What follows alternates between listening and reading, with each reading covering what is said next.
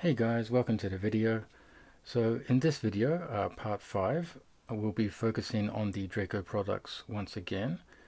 And the main focus here will be the Truggy and Buggy shock towers and the changes I have made since the last version. Alright, so let's take a look. Alright, so I have the Truggy in front of me and let's take a look at the Draco upgrades.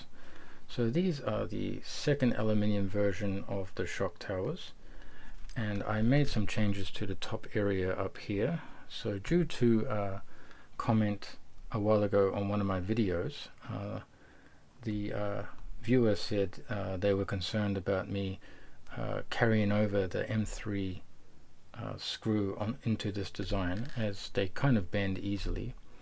So I listened to this and I figured I would try to eliminate that by designing a new part. So this is a standoff, a shock standoff made of steel that will replace the screw in this area. So I have redesigned the top of the shock tower, and I've made four M4 holes instead of M3 holes to fit this standoff. So this is the shock standoff. On this side it has the M4 thread with the 4mm shaft. This side goes into the shock tower itself. On this side, this copies the HPI standoff geometry, but I've added a chamfer here to make it stronger, and of course this is steel. And yeah, M3 thread, and then the shock will fit onto here. Right, so yeah, this is 4340 steel as well. The final product will be blackened for rust prevention and wear resistance. This is just a prototype. Yeah, so these will be included. So let's take a closer look at how they are installed. So first you place the standoff into the tower, and then on the other side you put the nut onto the standoff and then tighten it. So this area around here is clamped onto the shock tower, so providing some more stability for the shock and any impacts. Yeah, so pretty happy with how they came out. And yeah, so the shock towers for the Buggy, let's take a look at the Buggy, are also the same. They have the same standoffs, as you can see, and yeah, no issues. In the front, nice and thick with the shock standoffs there. Alright, so no problems there. But with the Truggy, there are some issues with the body fitment. So if you use your stock body, you will find the nuts will make contact here with the body. So that's just simply this can be resolved simply by just cutting more of the body away around where the nuts are and the shock towers. Because I made the holes bigger, I've actually enlarged this whole geometry. So from before, let me grab actually the old shock tower. Alright, so this is the old shock tower with the M3, and you can see the height of this part is actually much smaller than this part. So because I've enlarged this to accept the M4 holes, it now makes more contact with the body.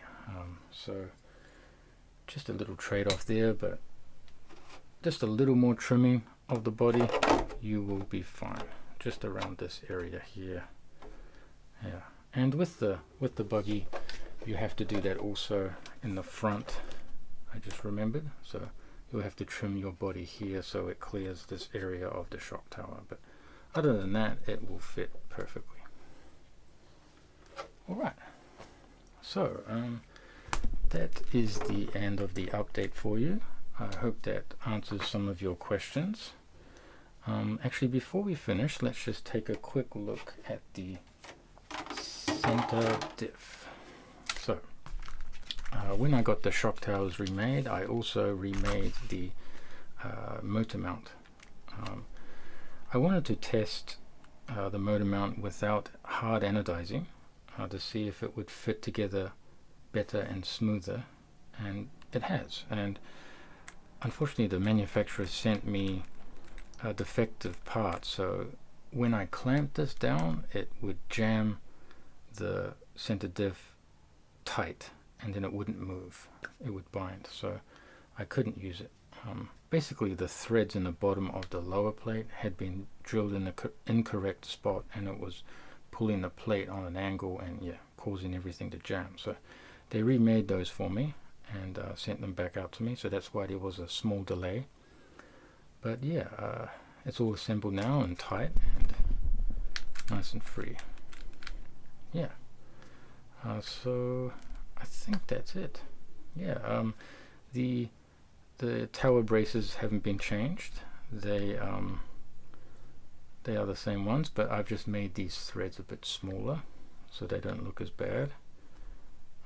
Oh yes, of course, with the shock towers I made these braces detachable now, so there is a small aluminium brace, or two small aluminium braces attached to the shock tower with some 3x10 screws, steel screws on both shock towers. Yeah, so these towers will be able to be purchased on their own, and then this whole brace set will be purchased separately, so to save cost for customers who would like to just order the shock towers alone. Yeah, of course the standoffs will be included with the towers, and I plan to sell these towers as a set, so you'll buy both. Yeah, and yes, the front and rear chassis braces. The front brace is the same, I didn't remake that, but the rear I remade with this gap. So this gap is to make space for the stock motor mount. So when you assemble the motor mount into the buggy, let me just take a look here.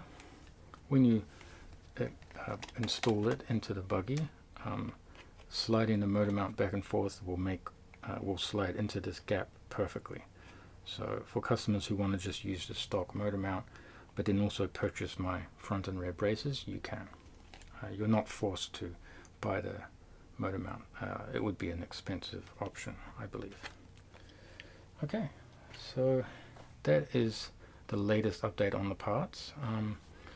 I will be actually blackening these parts myself before the next test, and then stay tuned for a video of me taking this for a test.